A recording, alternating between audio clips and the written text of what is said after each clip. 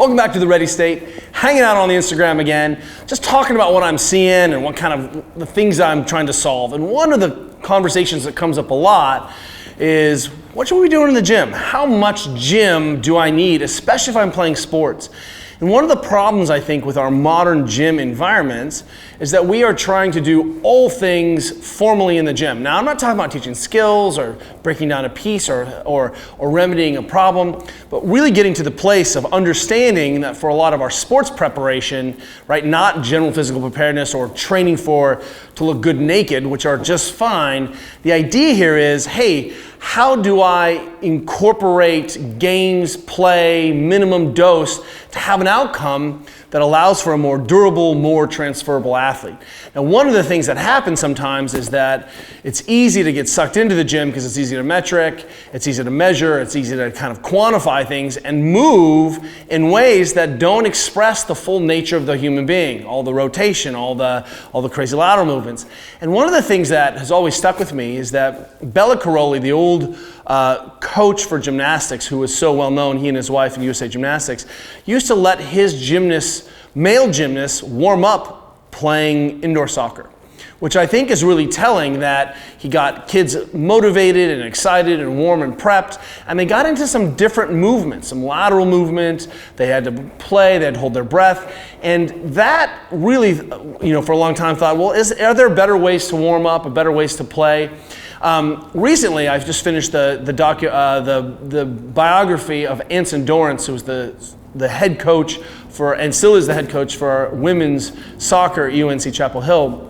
One of the things that he did when his warm-up was that he had 10 minutes of sort of unstructured running around the track where his athletes had a chance to talk and chat, and it was just very low level. And he thought, this isn't very good use of my time. What ended up happening was that he pulled it out, and then his woman athletes were distracted and weren't connected, and he realized that one of the things that did was allowed his athletes to feel connected and to work. So one of the things that we're looking at is, can we put more play back in? Can we get something for the price of nothing?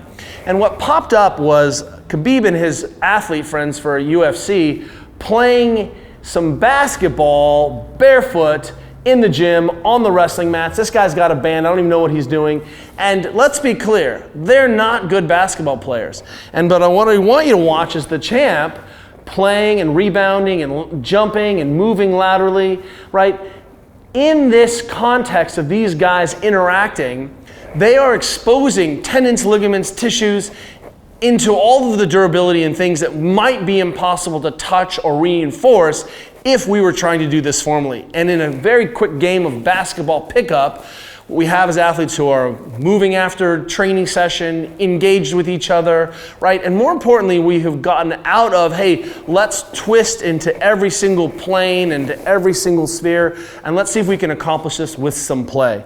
And then, of course, it shows up again later on when I end up seeing our other friend, George St. Pierre, doing a little bit of fake knife fighting in the ring. Now look, I don't want to fight George. George is a good friend of mine, and I certainly think George with a knife may be actually safer than George without a knife.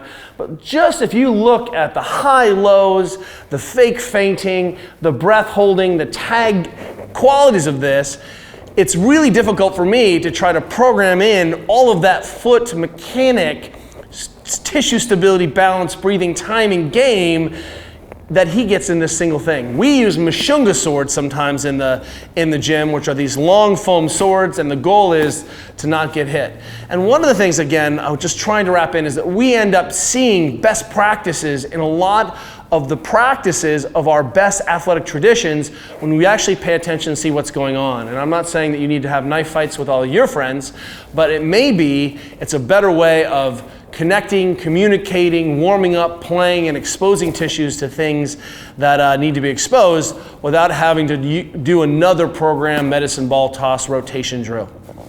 Hopefully this sheds some lights on some of the things that you're doing, and we can have more effective time in the gym.